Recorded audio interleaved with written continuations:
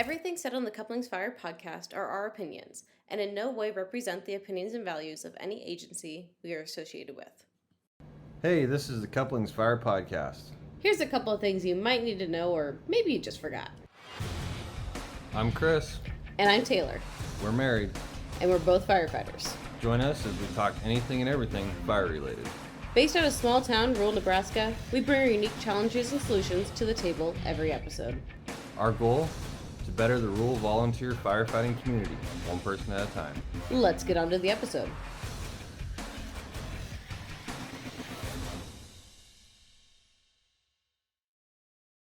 No one would understand what the music is, though. I don't know. I don't even know how the music goes. What? Which one? Y'all ready for this? Y'all ready for this? There you go. See, you got it. I don't. Y'all ready for this? Yeah. You got it now. Was that on Space Jam? Yeah. You had to ask? You didn't just know? Well, I think I knew, but it's been a long time. All right, everybody, welcome to this episode of our podcast with us. I cannot believe you're here with us. And you're drawing a blank already. And I'm drawing a blank already. That is not a good omen. But thank you for sticking it out with us. I literally cannot believe you guys are still listening. This is amazing. Yeah, because I'm not. No, I'm just kidding. I am. We appreciate it, and yeah, we are super excited. If you guys made it through the first one and all the other ones between the first one and this one. We only have one other one in between. Right now. Depends on how they come out, I guess, but... we haven't solidified the order of some of these first ones. Yeah, exactly. So if you're still here, thank you. We appreciate you. Our rambling and our nonsense here, so... Anyway, what are we talking about tonight, hon? In this episode, we're going to be talking all about in-house trainings. Trainings you do at your own fire department. And for us, it would be our personal volunteer fire department we are on. So, this comes about on many different fronts. Just because I was training officer here for, I don't know how many years, 6 years, 7 years, something like that. I don't remember. Like that. And we created a committee and... the midst of all that to help with training, and in that you got dragged into it. Oh, you were kind of in it from the beginning. I was in it from the beginning. Actually, I like to credit some of the best ones were my brainchilds that I would feed to him through his ear when we were at home, and then he'd give the idea, or he would actually carry the practice out, and everyone thought it was his idea. But little did they know, I was the brainchild behind it. I was the glory hog. It worked out pretty well. So eventually, you were the brains. I just made it work. Yeah. I had all the cool ideas. Well, I had a lot of the cool ideas. Maybe not all of them. I had a lot of them. A lot of the different ways of doing things. I just had to make it work in our department. I had to figure out what she wanted to do and how to make it work. Yeah. She just had the main idea. Exactly. And then eventually when we created the committee, I was officially a part of that committee when it came to bat, so. Yep. And now I found out just the other day she's trying to take over my old job. Well, not here quite. On the department, but... So a friend of mine, her boyfriend is actually the new training officer for his local department, somewhat nearby-ish. And so he was trying to figure out some different practices specifically for the winter time that they could do. And he was kind of drawing a blank, especially on some fun ones or whatnot. So I kind of looked off whatever that was on the top of my head and gave him some of the ideas that we've done before and what we liked and how to go about doing them. And it got me thinking that I think this would be a great thing for other volunteer departments to know our process, how we went through it, to creating our own in-house trainings and figuring out what to do and whatnot, and sharing some of our favorite trainings with everybody. So yeah. And the other point that brings us up is the fact that we do go to conferences and trainings and stuff outside our department, and we actually hear it a lot from not our immediate local area, but you get out about an hour from us and that kind of surrounding area, and they have problems coming up with practices. They might practice once a month or twice a year or something like that, and they have problems coming up with practices. where it seems like we have so many ideas we can't even get through half of them. Exactly. And if you guys were listening to the first episode where we explained how our department is set up, we practice every single week in the summertime and then once a month in the wintertime. So people were surprised that we were actually having too many ideas. We still couldn't fit them all in. Yeah, so we want to share our ideas with you. Hopefully it'll improve the quality of your training or help you get some of the training that you want to bring into your department in. And even if you're just lacking on the ideas, we'll give you some ideas on what to do and kind of how to figure out what you need to do. Just to preface this for you guys, this will be split into 2 different podcasts because this will probably be very long.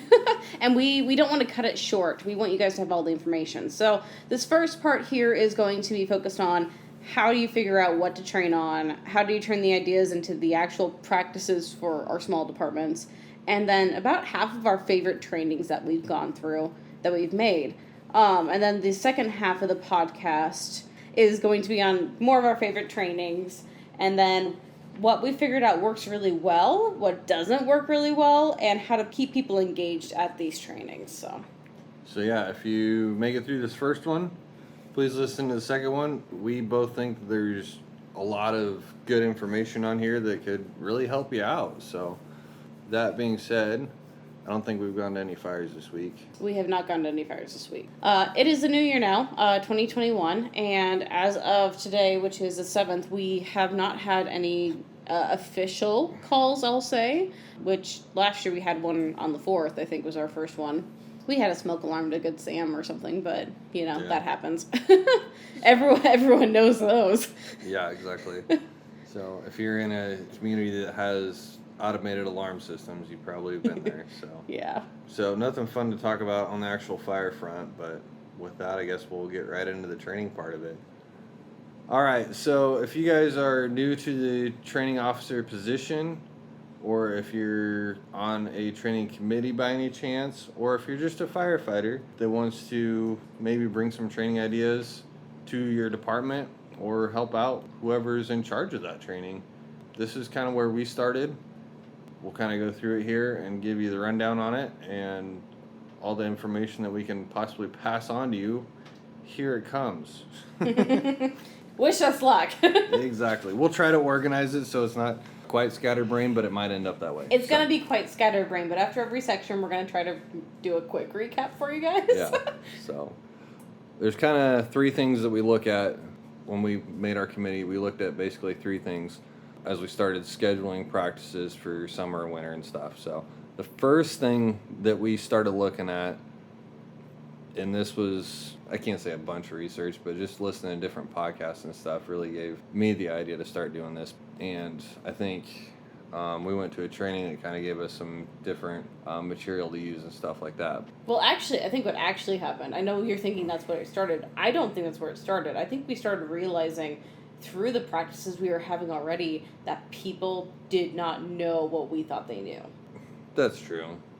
I think we were assuming a lot of people knew more than what they knew. Yeah.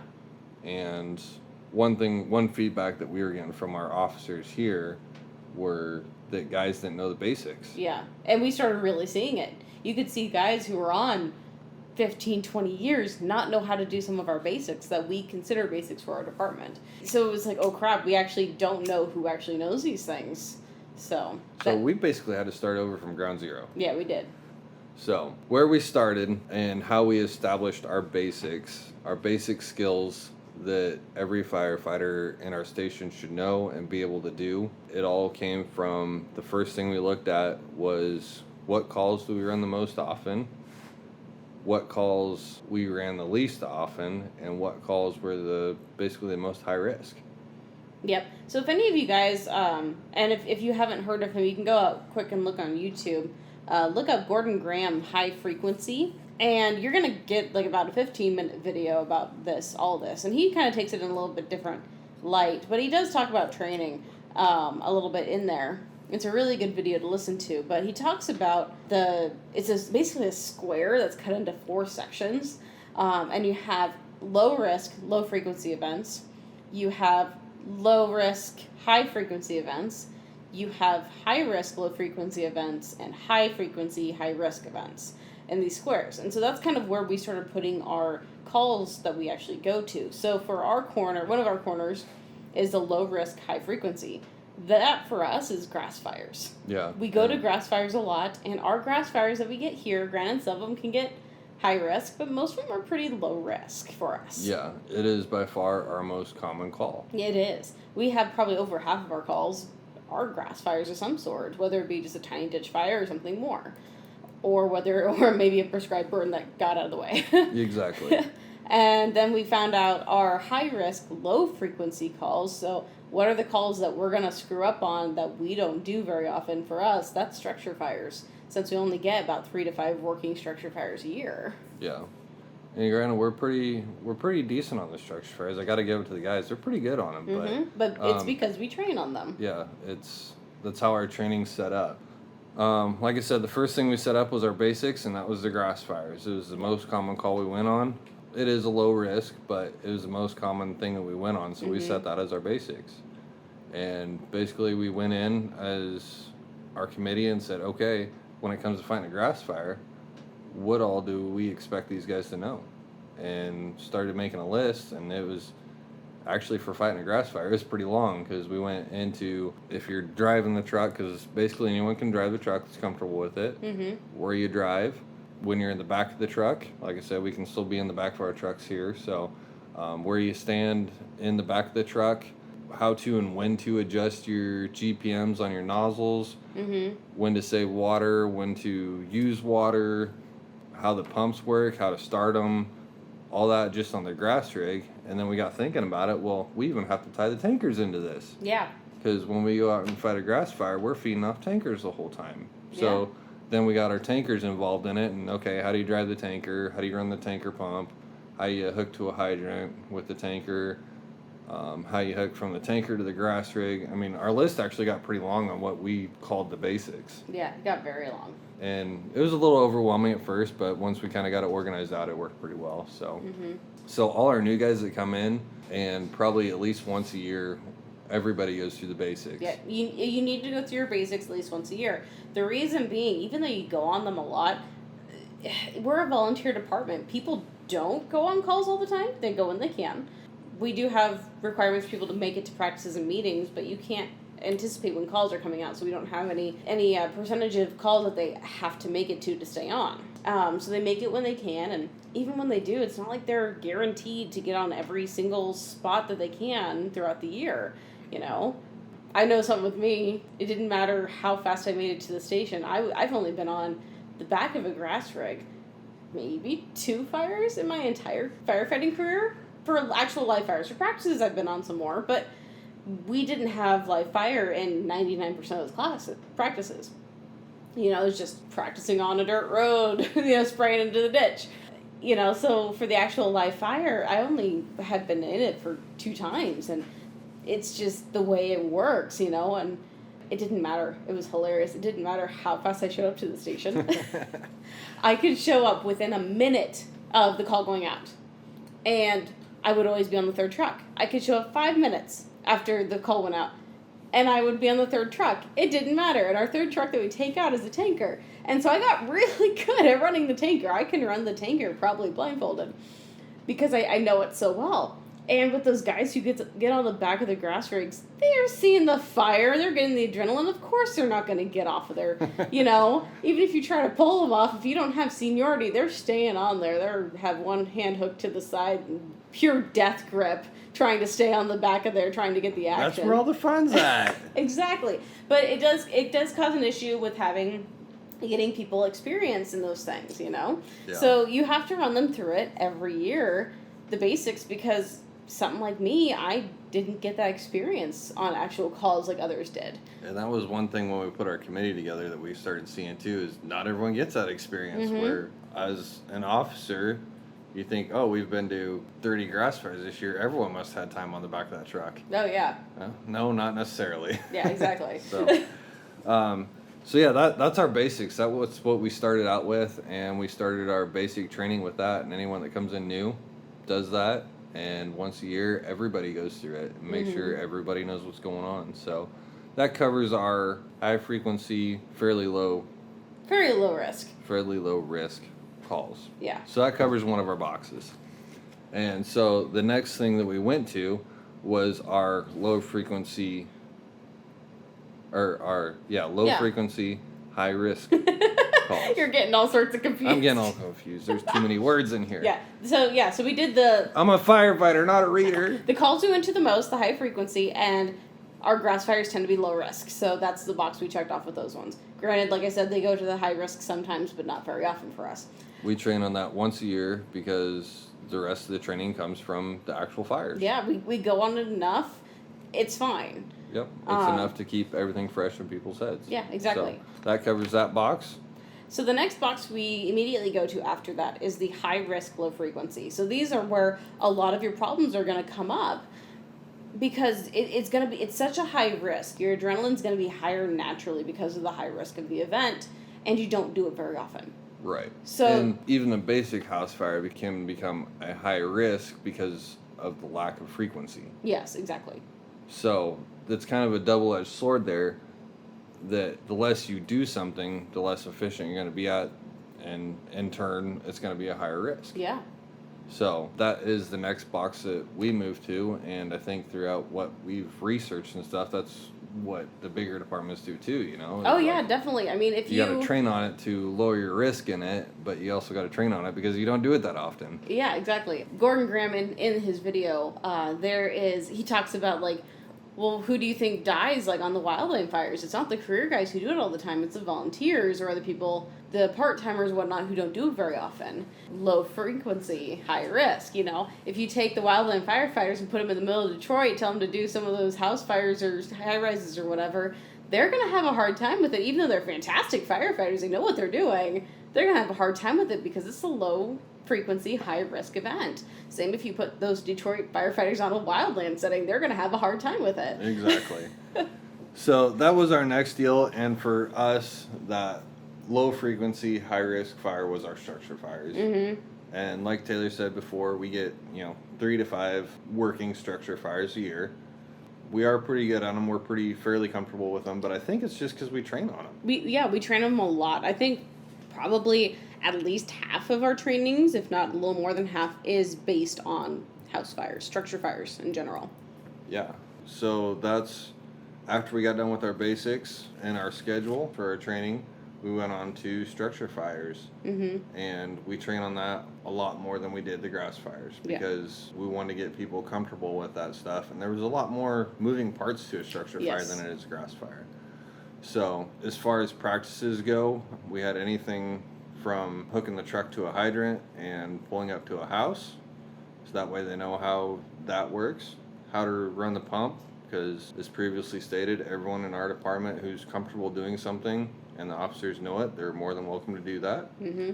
So hooking to a hydrant, learning to work pumps, and we have a whole bunch of different styles of pumps here, so that was a whole night in itself, if not more than one night.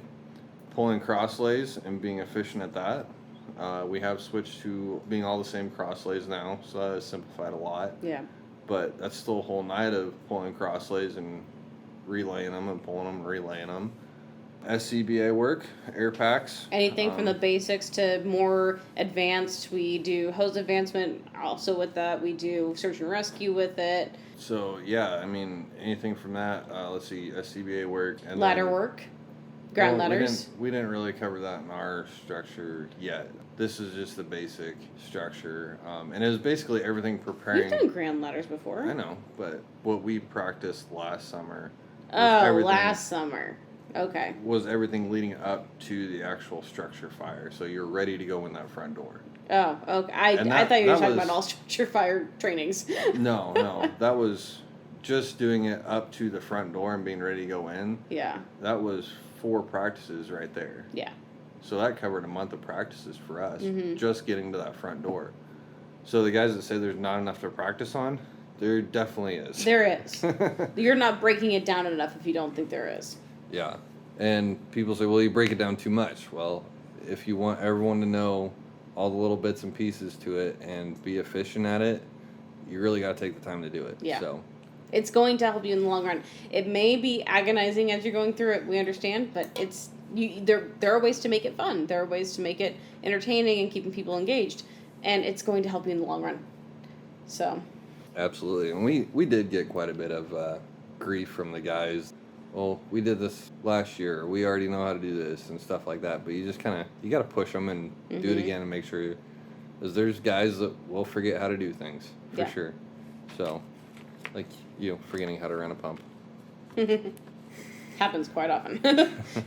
So the next thing we're going to go through when we look at trying to figure out what to train on is kind of what you need to work on then when you're talking about some of those low risk, high frequency, and the high risk, low frequency events and stuff. So what are the basic things that you have found that you need to maybe work a little bit more on? So you're going to implement those more into practices and other things.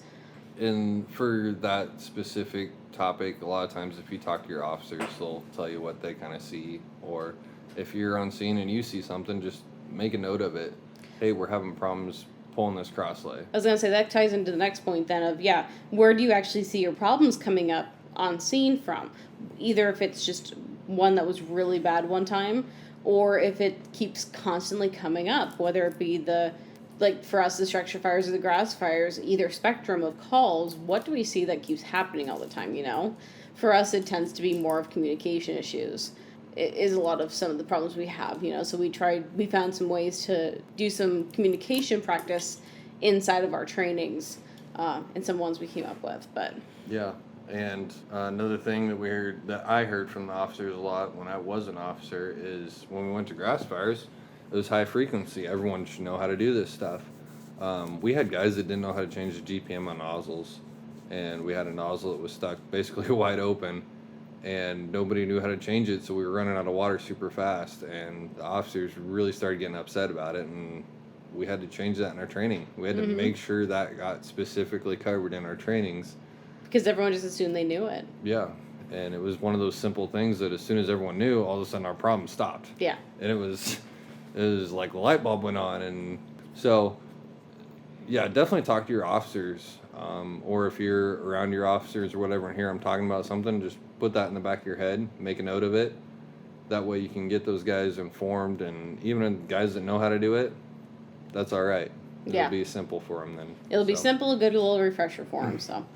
So to summarize our first little section here of how the first thing you do to figure out exactly what to train on, look up that Gordon Graham risk assessment square. Look him up on YouTube. They'll kind of show you what we've been talking about. It'll probably make a lot more sense coming from him. But that'll show you, and then you can think about what calls you run the most, what calls you run the least, and your risk assessment from there. And then kind of the last thing you see in there is just what problems you keep seeing as you're going to calls, and what problems you keep hearing from the officers, and how to change that in your training and make that part of the training better so that those problems disappear for you. So that's kind of the quick rundown of that section, and we'll move on to the next one. So next we're going to look at how do you actually turn the ideas into actual practices for our small volunteer departments. So first thing we're going to touch on this is, like I said before, this is going to be different for every department. We're going to give you some of our ideas and kind of help you figure out how to turn them into trainings for you, or how to turn your own ideas into your own trainings. But it's going to be very different. No two departments can probably use the same training. Yeah, we might have to mix this in with some of our favorite trainings. What do you mean? How our favorite trainings, the original ideas, and how they ended up. That'd be a good way to do that. Okay. So we might just mix these two sections together. Oh no, anarchy! So I am definitely a organized person, and he is throwing us all in the toilet and just throwing it all together and jigsaw puzzling it, and oh goodness. I gotta keep you on your toes. Come on. So yeah, it's going to be different for every department, and so you're going to be able to modify this for any size that you have or the way you guys train. Exactly, and there's a lot of different ways you can modify the things, and there's a lot of different reasons you would want to modify things. Yes. So it's going to be different for every department, and you got to adapt to what your department has for you. Yeah, and even though you guys resources you have. Oh yeah, definitely. Even if you guys don't have official guidelines, you do, they're just not written down. You have ways that your department is training on things, or the way you do things on scene even if it's not quote unquote official SOGs or something, you know. I know people are scared of those, whatever, but especially in volunteer departments, you're really scared of having SOGs in general, which, for those of you who don't know, they're standard operating guidelines, sorry. But everyone has them, they're just not necessarily written down. So start thinking when you're going through these practices or whatever, if we're telling you something that your department is kind of against their code to do, you know, change it so it does fit within what they do.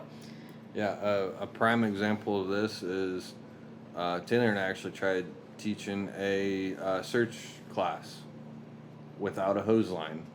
Yep, a VEIS class specifically without a hose line. Well, you were VEIS, I was just search. Oh, okay. So, but we got shut down pretty quickly, but it was just because we didn't fully understand the unwritten rules of our department and how it operated in that aspect. Yes. So we definitely had to change that class and adapt it to the way we did. Yes, So, definitely. Which, in our department, we don't go without a hose line. It's kind of an unwritten rule we found out. Mm-hmm. And so we had to adapt what we were teaching to work as if you were working with a hose line instead Exactly. of so. And it's not a problem. We just had to know that about our department, which at the time we didn't know. But, you know, we were able to adapt it and whatnot. But you just have to know those things about your department or figure them out so that way you can take whatever you want to learn and adapt it to what you're doing. Basically, what we're trying to get at is make sure you talk to your officers too. If you want to train on search and rescue, make sure you train within their parameters or what they're comfortable with. Anything you want to train, make sure you're training with what they want seen. Yep. On scene. Absolutely. So don't train them on something that your officers never want to do because they're just simply uncomfortable with it or they've never done it or are unfamiliar with it. Mm-hmm. And there are things you can do to get there if you do actually want to get there, but that's... Yeah, that is a whole nother podcast. Actually, that's a rabbit trail. That's a rabbit trail, and we will be getting into that someday. So stay tuned for that one. But we're not going to get into that today. Yeah, but so I think what my idea is. Oh, and the last point here is don't be afraid to think outside the box. Be resourceful. Be creative. It makes your trainings that much better. So yes.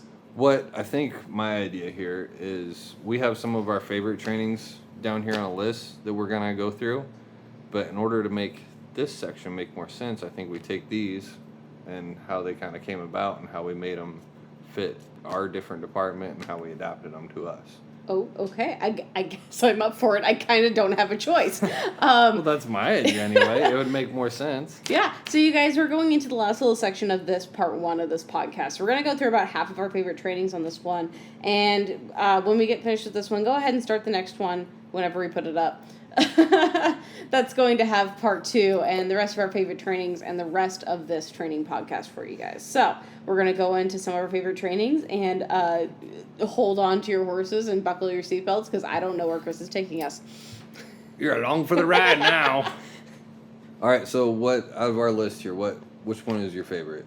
Or which one do you want to start with? Okay, I was like, I don't know if I have a favorite. I love this one. So we're going to start with, we came up with a game night. Specifically, we made a training based on the game show Family Feud. So if Chris wants to go through some of the background information, how this training even came about, the idea behind it. Okay, so this whole idea on this training started with the fact that we realized, Taylor being the head of PR and me kind of being her drag along, realized that our department really didn't know what the public thought of us. Mm-hmm. And our department was really bad about getting outside of our own department and visiting other departments and how they operate and just kind of the fire service in general. We were stuck in our own little bubble. Yeah. And we really wanted to bring this information in to our department and kind of open their eyes a little bit. Yeah, I think a lot of departments, a lot of people, especially the people who are listening to this, the type of people who are listening to us, are probably like us. They're one of the handful of people on their department that actually want to go out and learn more things or hear from other places. And most volunteer departments, everyone else who's on them, are content with just doing what they've always done. And that's the way they're fine with it. So it's very common in these very small rural volunteer departments to have that. Absolutely. And I was, to be honest, I was that way. I was content in our own little bubble. I had my own little world. I was fine with it. And you had to go start going to conferences and meeting cool people that... Yeah, I started going to our state conferences here in Nebraska, and then I started going to some outside trainings and stuff, and I started looking online more for trainings, and I just couldn't get enough of it, so slowly I kept reaching farther and farther out, and this is what I've become, what we've become now. Yeah. She drugged me into going to all these outside trainings, and then I started meeting people, and then I wasn't content, not in a bad way, but I wasn't content with just our department. I wanted to reach out and make friends and connections, and... Yeah, you started seeing the benefits of it. Yeah, absolutely. The networking side of it, and just all the different ideas that were out there. I think people get scared when you say networking. Well, yeah, probably, but... It basically, networking, especially in this case, it means making friends, you guys. It means talking to other people. It means sitting at a bar with 10 other firefighters and having a rowdy good time and listening to stories. Yes. That is networking for us. That is very much networking. So that's kind of where this whole idea started, was we wanted to bring some of the outside stuff from outside of our department into our department. Yeah. And honestly, when we started this, we had no idea how we were going to do it. We knew it needed to be done, and we wanted to do it. And I think we were just trying to think of kind of a rainy day practice idea, I think. Something that would be entertaining for the guys, but something we could do when it was kind of crappy outside and we couldn't be outside. Yeah. If I remember right. Yes, that's exactly what we're going to do. That's kind of the parameters of what we were working in. We didn't want to waste a good training night, but we still wanted to make use of a bad training night. Yeah. This is one where we could have had a good training night planned, and then a backup idea would be this could get thrown in immediately if we had it prepared and ready to go. So what we actually did is... And by that, it's like, okay, we had planned to go work hose outside, and it turned out to be a really stormy, crappy night, and we just couldn't be outside or something like that, so we had to stay inside. Yeah. So that would be where the backup plan kind of comes in from. And we have a few other trainings like that are more backup plans just in case. But so that's another idea for you guys. Have those rainy day plans that are easy to set up in case you have those days. Anyway, so how we did this is we actually came up with questions that would fit Family Feud. So we did some of we started with Jeopardy, but Jeopardy wasn't quite working out. Yeah, it wasn't quite working out. I think we're still working on that. We're still working on trying to figure out something for Jeopardy. Any game show you can think of or whatever, definitely try to adapt it into fire stuff. It becomes very fun very fast. Yeah. Firefighters are competitive. Yeah. It's one thing, if you don't know that already, you will learn firefighters can be very competitive. Mm-hmm. So game show was kind of the route that we found would be the best way to present the information to them kind of subconsciously. Yeah, definitely, yeah. So we asked questions anywhere from name a firefighter TV show or movie. We did name a tool you'd use for extrication. We would say name your favorite tool. We would say favorite Ricky jokes. Yeah. Most inappropriate saying or phrase or something. Yeah.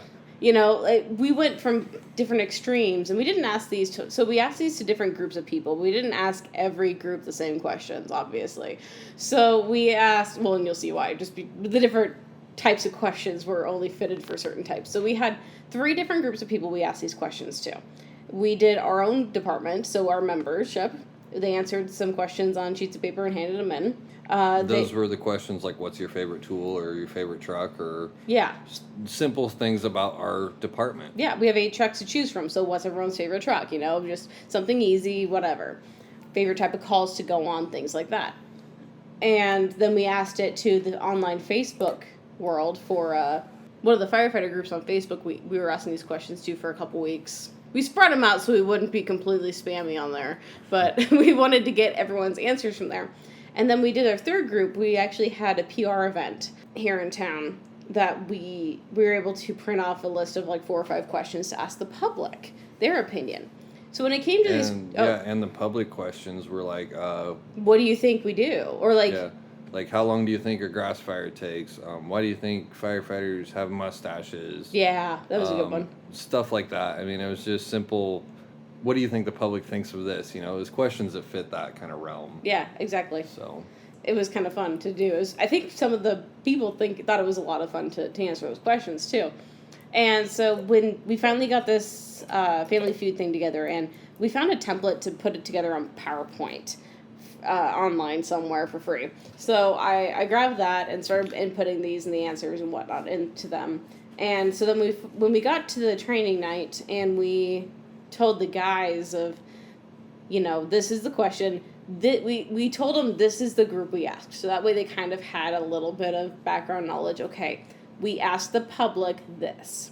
We asked the groups on firefighters for Facebook this. We asked you guys here this. So that way they kind of could... They had a general idea of who was answering the questions and what kind of answers they might get. Yeah, exactly. So, and the other thing about this practice was, it was at the end of our summer practices. It was our last summer practice. We had a busy year, and our chief just wanted a night to have hamburgers and just kind of relax and have a good time. And that's when we threw this practice in, because it fit perfectly. We didn't want to waste a practice night being the people that we are, but we didn't want it to be a physical practice night. Mm-hmm. We wanted to relax too. So it was awesome. The guys had so much fun. They really took to it, and we split everybody into two groups. So we had two huge teams of 13 people or something on a team. Yeah, something like that.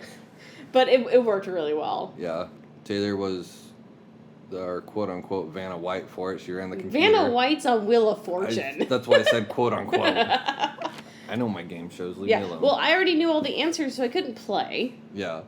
And I was the host, and my plan was to dress up in a Steve Harvey kind of outfit with firefighter stuff, but... He was going to do the big mustache and everything. It was going to be great. Yeah, I ran out of time on that one, so I didn't get that done. But nonetheless, the guys had a blast with it. Yeah. One of the ones I remember the most is we asked the question, what's probably the most popular or the favorite rookie prank? Mm-hmm. And much to my surprise, our department didn't know hardly any rookie pranks. Well, they don't get out in the world, and we don't do really rookie pranks here, it's just not really a thing. Yeah, we asked the question, and nobody had any answers, and we just kind of had to start putting them up, and it was stir the tank water so it don't get stale, or push start the K-12. Push start the K-12, and the guys just thought it was hilarious, and it was just there's so much outside our department. Yeah. So we completed our idea of bringing the outside world in, mm-hmm. and even if things didn't get necessarily implemented or put in our department or anything, at least they got a little bit of that outside information. So that was a fun practice that we definitely developed off of an original idea, and definitely had to adapt it to keep our department entertained and present the information to them in a way that they would accept it anyway. So that kind of a practice, you could do it once a year, a couple times a year, or whatever, and just do it to different game shows. Find your favorite game show or board game or whatever you want to do, and put it into firefighting terms, or spin it in a way you can make it work. And that's a perfect example of thinking outside the box. Mm-hmm. I can't say. I think I even asked on one of those Facebook groups if anyone had ever done anything like that, and I really didn't get any responses. Yeah. So it was definitely thinking outside the box, probably an original idea. But if you guys want more information on us, just hit us up. We'll be happy to share it with you. The next one you want to go over? Let's talk about clearing town. So I don't have a better name for this, but we'll kind of explain it to you. So clearing town was a practice that we did in case our town got hit, in our case, by a tornado or a major storm that went through. Yeah, and for some of you guys, you may not have tornadoes in your area. You could do the same thing for hurricanes. You could do the same thing for earthquakes. Any kind of a major event that you need to go around town in a large area and make sure you cover every street to make sure that you're looking for all hazards that could be present, basically. Yeah, basically make an assessment on a large area, in our case, the town, mm-hmm. where the chief and assistant chief were set up at a command post, and our officers and firefighters were out in the field. Yeah. So the original idea of this came about because this was the year that I was assistant chief. Yeah. And storm season was coming, and the chief and I sat down and talked, and we didn't know how to do this. this was a whole new concept. How do we cover all the streets in town, make sure we don't miss anything, and not be out in the trucks? Exactly. It's like, well, it had happened, a town got, not completely wiped out or by any means, but it got hit pretty hard not far from us. It was before you and I got on the department, but it happened. Yeah. And so there was recent-ish enough events that people were like, this could happen. And in Nebraska, it's the north of Tornado Alley, but it can happen very easily, very quickly. In tornadoes, you never know when they're going to happen. So. Yep, exactly. So that's the original idea of this. We kind of knew of some other departments, some of the bigger departments. I knew of them anyway. Oh, I'd never heard of anyone else doing this. That it kind of. They at least had plans in place of how to do it. How about that? I definitely think it's something volunteer departments do not think about. Yeah, probably at all. So that's where this practice originally came from, and the original idea was just from bigger departments that had plans already in place. Mm-hmm. And so that's where it came from. So now we had to adapt it to our department. And in this case, it was actually fairly easy because it was just us sitting down and figuring out, okay, how are we going to do this? Yeah. And so what we ended up doing was, okay, well, if this does happen, this chief and assistant chief are going to be up here. We have maps in the officers' quarters. We have maps of the city. We're like, okay, we got maps up here. We're both going to be up here kind of managing resources and trucks and stuff like that. So we knew that part was going to happen. So it was like, okay, how do we get our trucks out there, give them something to do? How are we going to, if they run across something, because obviously we didn't have an event when we trained this, how are we going to tell them, yes, you found, something across the road, or... you found a house collapsed, or you found somebody under a tree, or whatever. Yeah. So that was kind of the next thing, is like, okay, well, we know we're going to be up here, we know the trucks are going to be out on the street. So what we ended up coming up with, I think we kind of wanted to do something a little more fun, but we ended up using, we have cones on the back of all our trucks, and we sent some guys out before practice and we put about 12, 13 cones all around town, just on different sidewalks, streets, stuff like that were all marked for the fire department, of course. They were not marked for the fire department. All our cones are marked for the fire department, but not everyone on the department knew that. Well, that, and sometimes the markings are really tiny, so you're not going to see it from a truck. So I would suggest, if you're going to do this, take maybe some fire line tape or some colored electrical tape and make some marks on it to really specify that it is for your department for this training or something, because you would not believe how many cones people have out there, not just the city, but individual people. Like, yeah, I can't tell you how many cones I came across in the truck I was driving. They're like, nope, that's not a scene. So the other thing you have to do with these practices, too, is after you get done doing them, make notes of what went right and what went wrong. Mm-hmm. So if we ever do that practice again, which I'm sure we will, we're probably going to use something different or mark them out a little better for the cones. But yeah, the cones is a great idea to use because they really don't move even in some lighter winds or whatever. Just make sure, wrap some fire line tape or put some bright green electrical tape or something on them in some way. My goodness. Yeah. So anyway, we started there, and then when we had that practice, chief and assistant chief sat up here. We sent all the trucks out and cleared all the streets, and by the end of practice, when we had everyone back at the station, we had to make sure we had every street cleared, and we had to have all the cones accounted for. Yes. So do you want to explain how you cleared the streets? Kind of. Not really. Not really. It's fairly simple. We have 2 highways that run through town. They were the first priorities, and then basically we started working off those major highways into the other streets of the town.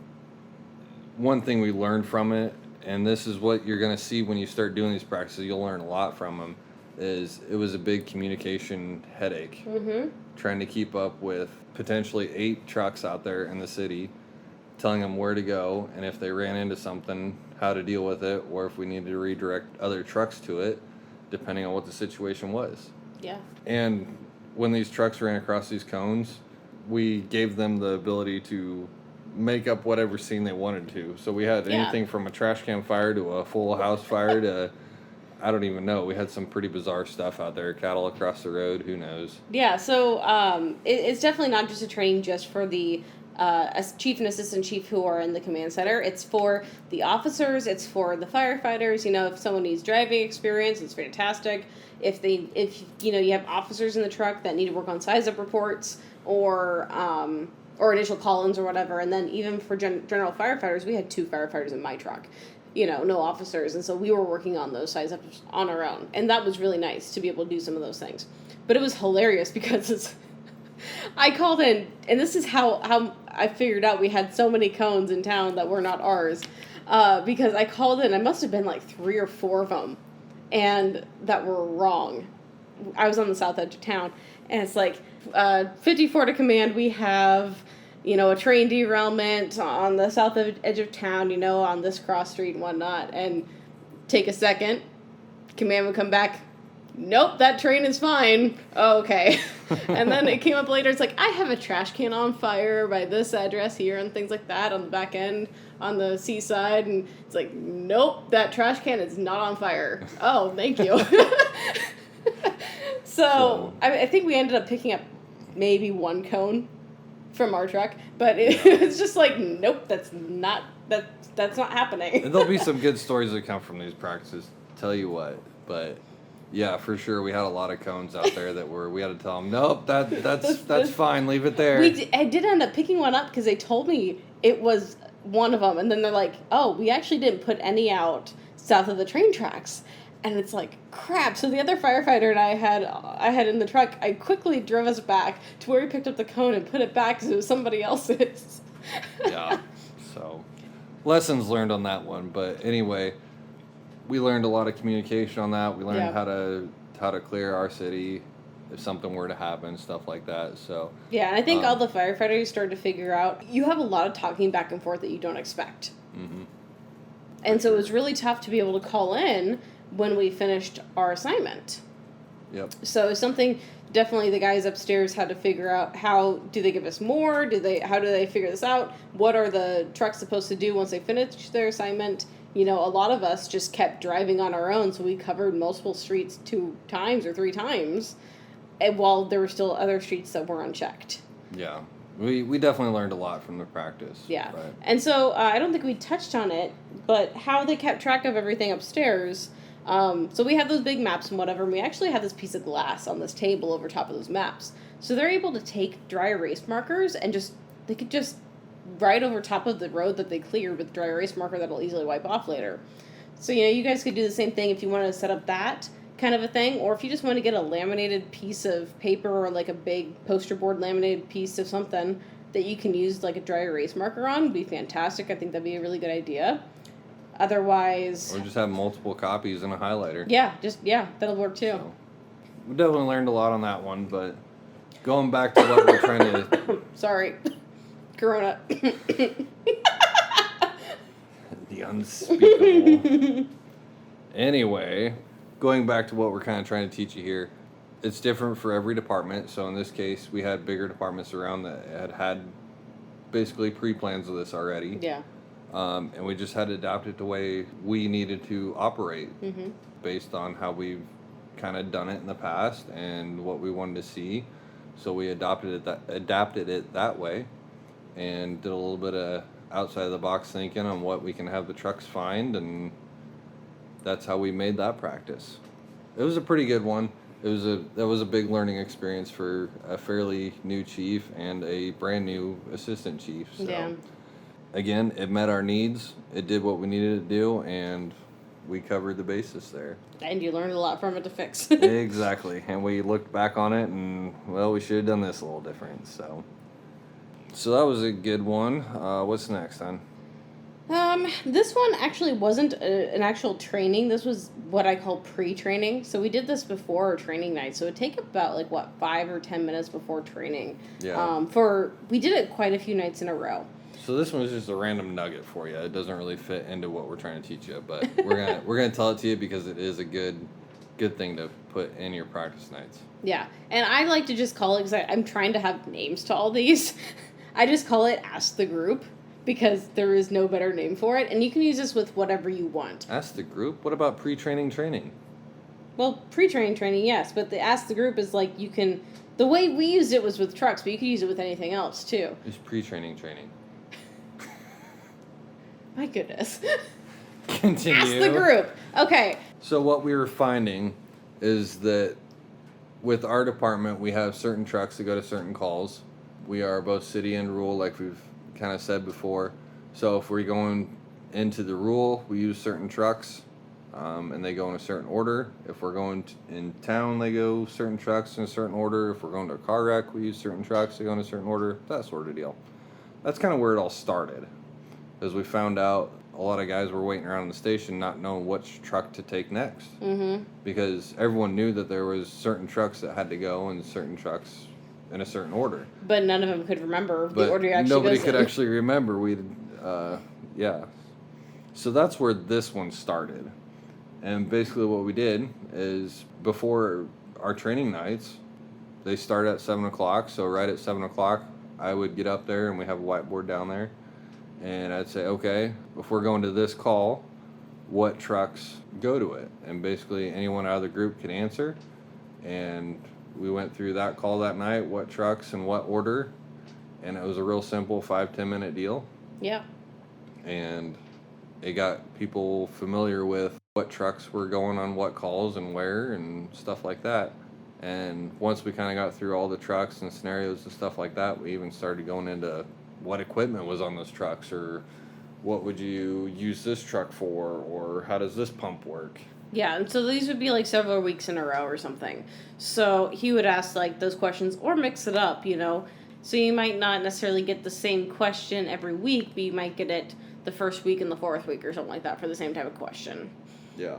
It was something we found that was small that we could put into every practice and just kind of help retain some more information, especially with the newer guys. Yeah, an easy way to not have a full training on it, because we try not to do boring trainings. Who wants to sit in the classroom and learn what trucks go to a city structure, what trucks go to a rural structure, and then have a test over it at the end of the night? Exactly. Nobody likes that. No one. So you could easily add anything, you know, so it doesn't necessarily have to be trucks. You can do whatever the crap you want to adapt this to, but just do a little bit at the very beginning of training and have it be an opener, you know, just to get guys thinking. That's why it's pre-training training. Yeah, pre-training training. Ask the group. That's what the pre-training training is called. You can have other pre-training trainings.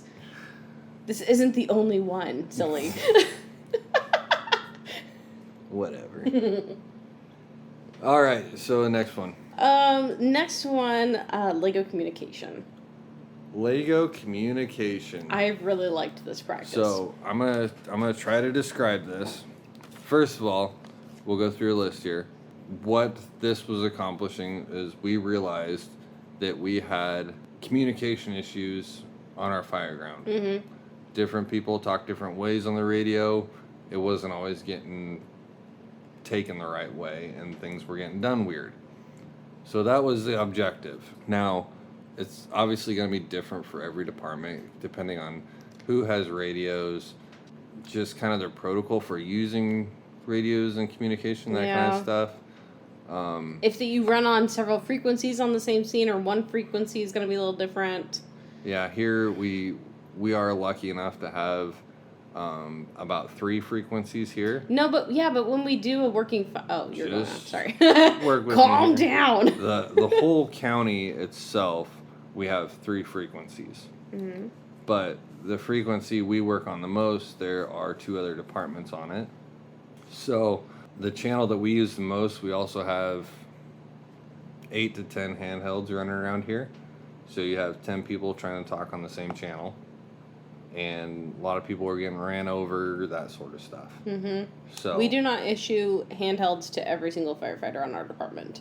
All the officers get them, and then we have a couple of extras scattered throughout the trucks for people to grab. Yep. So obviously this is going to be different for every department. Maybe only your chief and assistant chief have a radio, or maybe everyone has a radio. Mm-hmm. So it's definitely going to be different for every department, or maybe you have 3 channels that you can work on, and that's going to be just another added difficulty that you're going to have to put into this. But Sometimes I feel like that'd be easier depending on what. Yeah, depending on what you're doing. So, for sure. Once we get into explaining how this practice works, you guys are going to see how that might be easier. So, yeah, it's definitely going to be different for every department. So make sure that you, if you do this practice, or if you have a practice similar to this, that you adapt it to what your department has and how your department operates. And then thinking outside the box on this one, I don't even know how long it really took us. I think, did we find this on YouTube maybe?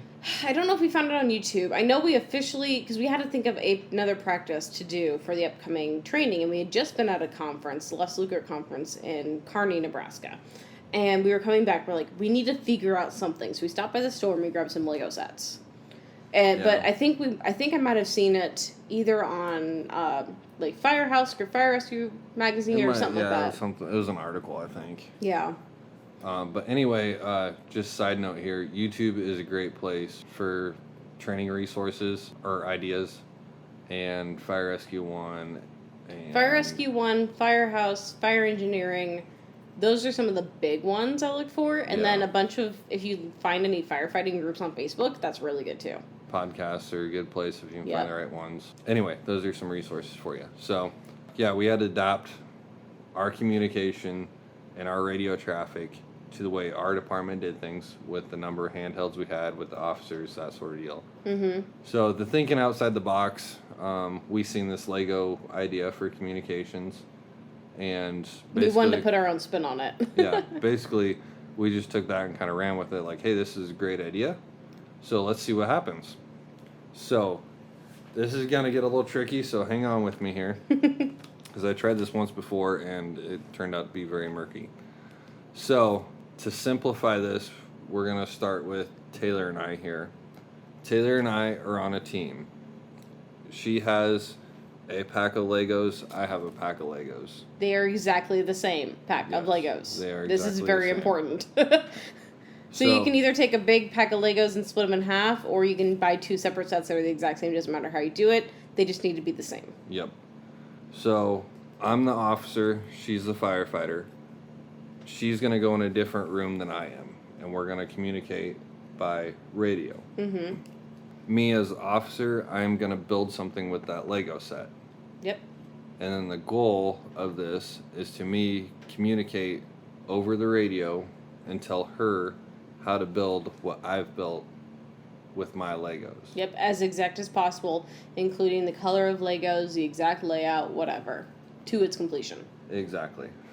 And it didn't have to be anything like a house or a car or anything like that. No, they could make something super simple. They can make it as complicated as they want. It's really whatever they want to get into it. Yeah. And so at the end of the practice, or at the end of that session or whatever, basically we'd come back into the same room and compare and see how close they were. Yeah. Or where the communication error was. Or in the case of our department, the officers were getting 3 steps ahead of the guys putting together Legos. Sometimes they were, yeah. So that's how this is set up. Now, this is where it gets a little murky. When we did our practice. So yeah, you can just do Go ahead. you can just do the basic of straightforward. That's how you do things. Okay, that is a good starting point for a lot of departments to do. We decided that our department might actually get bored with that really quick, so we decided to put on some things of making it a little bit harder, a little bit more complicated. So in all of your practices you want to do, you want to make sure you have different levels of experience, of difficulty in there for people with experience or new guys, whatever you want to do. Or if you do the same practice multiple times, you can make it different every time and make it step up harder. So ended up doing like the middle difficulty is what we ended up doing. Yeah. So we had 2 teams. We'll start there. We had 2 teams. You had Team A and Team B. So you had Captain A, or Officer A to Firefighters A, and Officer B to Firefighters B. We had the officers in our meeting room with their Legos. Mm-hmm. And we had the firefighters out in our apparatus bay with their Legos. And so our officers built what they wanted to build. And they had their radios, the firefighters had theirs. And they started talking. And as I kind of previously mentioned, the radios that we work on we primarily work on one channel. Yep, that makes it very difficult. So and the other detail about this is we had 2 to 3 officers together in each group. No, we have 1 officer and 2 to 3 firefighters.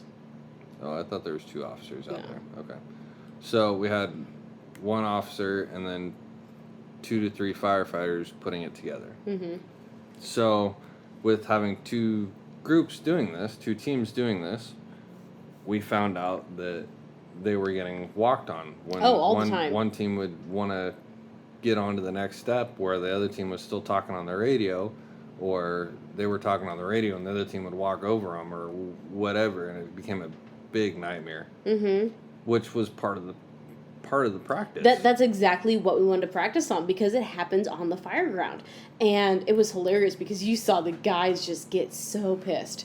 We had guys purposely cutting off other guys at this point. Yeah. By the time we got to like the second and third round of this, and we didn't always use the same firefighters or whatever, but like, you know, we had people just purposely doing it because they were just getting upset. So that was one added difficulty to it. The other added difficulty we did was when you're usually communicating to your firefighters, typically for us, it tends to be someone who's inside working or in a state of working with an air pack on. You know, that's pretty standard for us when we're communicating a lot of radio. So whoever was communicating on the firefighter side with the officer, that firefighter had to be on air in an air pack. And nobody else, the other firefighters were allowed to work on the structure, on the Legos. On the Legos, thank you. Work on the Legos. The firefighter in the SCBA couldn't work on the Legos, but the firefighter in the SCBA was the only one allowed to talk on the radio and ask questions or do whatever. And so it became a lot of back and forth, and it was really great, though, for the guys who were in the air packs, because they got practice learning how to speak calmer, clearer on the radio in their air packs. They figured out if they need to speak up to say anything. They were able to figure out where maybe around their mask they need to put it to pick it up better, the sound. And the officers had a chance to hear someone in an air pack over the radio and see how difficult it was. So. And I heard some of it was pretty difficult, and other people were really good at it. Yeah. All in all, it was a really great practice as far as communication goes.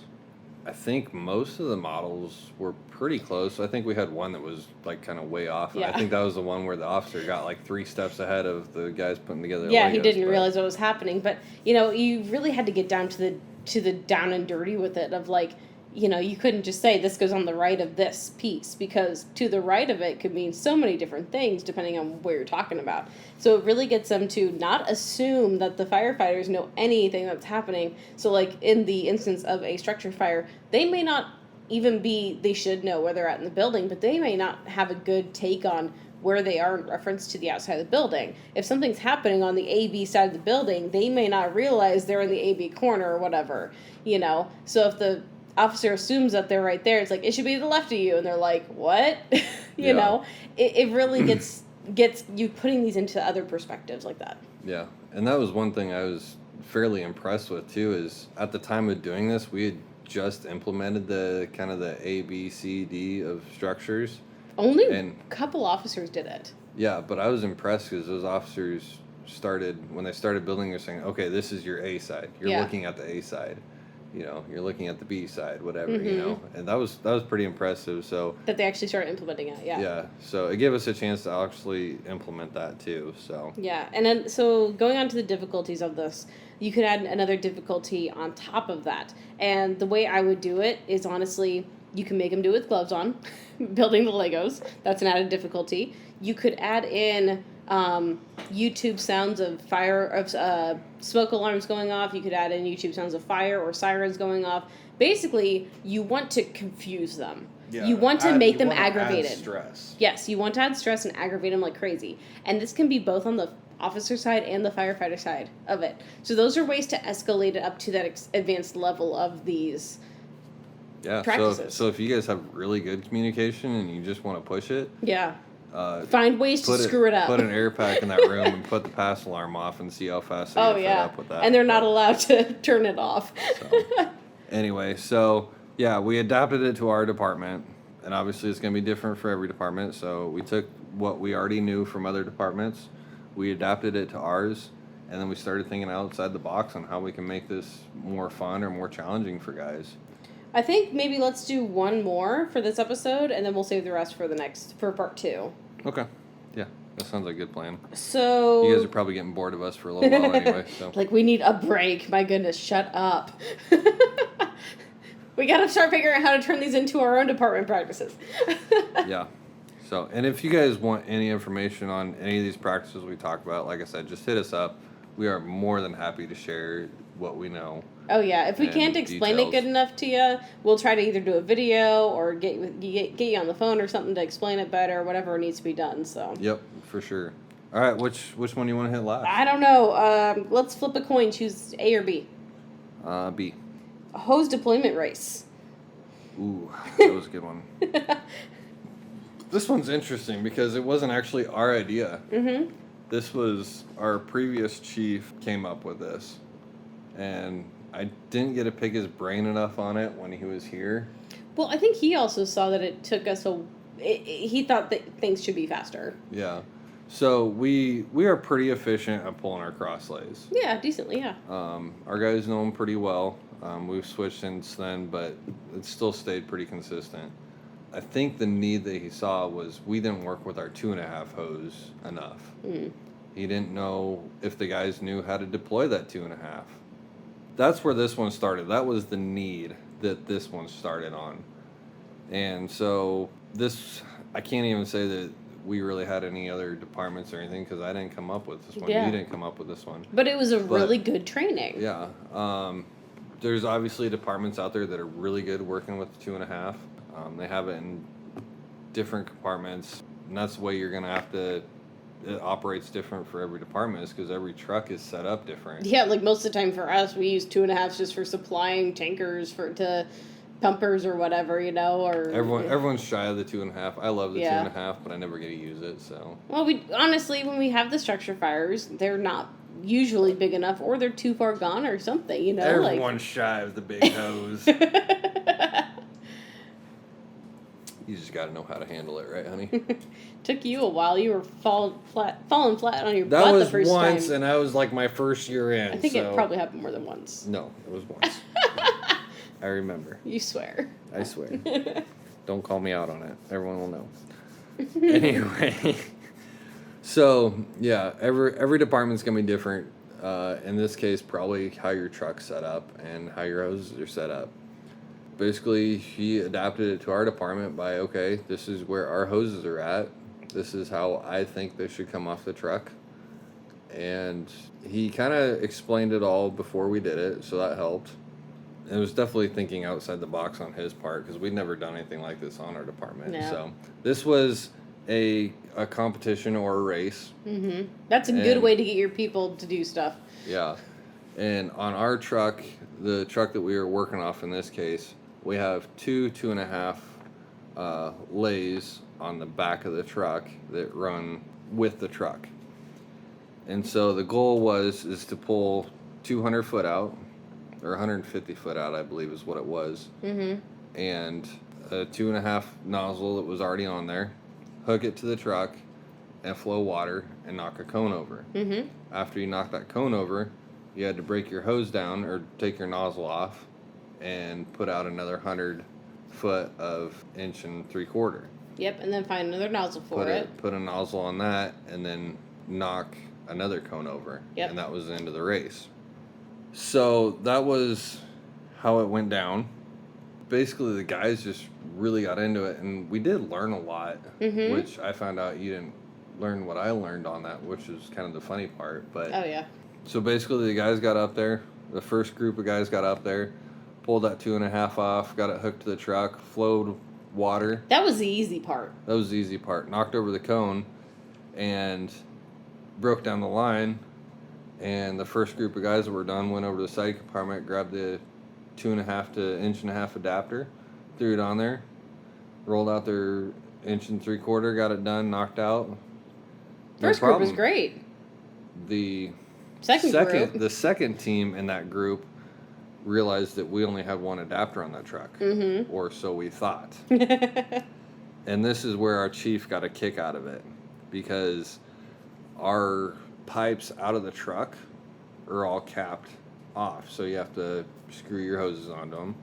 Well, what none of us realized is those caps were 2.5 to 1.5 adapters with an 1.5 cap on them. So we had like 5 of them on the truck that nobody knew about.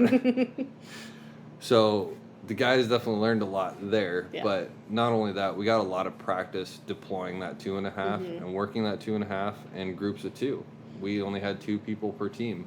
Well, we got a lot of practice of people bowling out the 1.5 and getting that good, fluid, fast, connecting another piece, and it taught them to add the pieces farther up towards a nozzle and not back at the truck, and granted we could have done it with more 2.5 and that would have been fine, but this was a nice way to instill in them, even though we're using a different hose diameter for it. If we use the same hose diameter, you're still going to try to get it as close to that nozzle with the new hose as possible, not way back at the truck, so.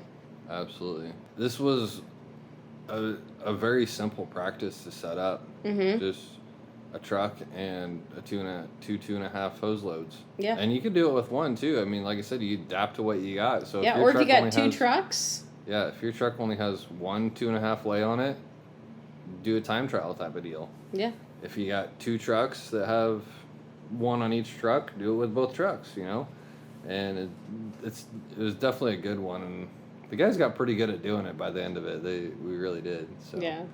And it was pretty impressive. I don't even remember the times. It was long ago, but we were putting the hose out there and knocking cones down pretty fast by the end of it. So it was definitely a good training. We had to adapt it to our department, of course, and I think on Chief's part, it was definitely thinking outside the box. Oh yeah. Not so far out there, but. Definitely thinking out and adapting and completing that goal of, hey, we need to do this better. So, and we had fun doing it, and it kept the guys entertained and engaged for sure. All right, so I think that's all we're going to do for this episode, you guys.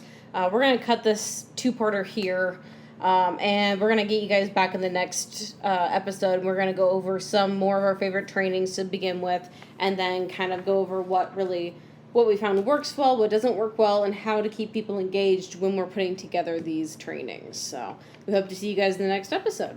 Absolutely. You guys have a good night, and stick with us here, and hopefully you got some more information from us and from the next one coming up. All right. Thank you.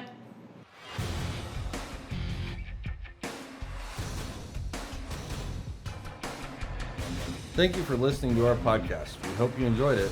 Be sure to leave us a rating and review wherever you're listening to us. Find us on Facebook and Instagram at Couplings Fire Podcast. See you next time.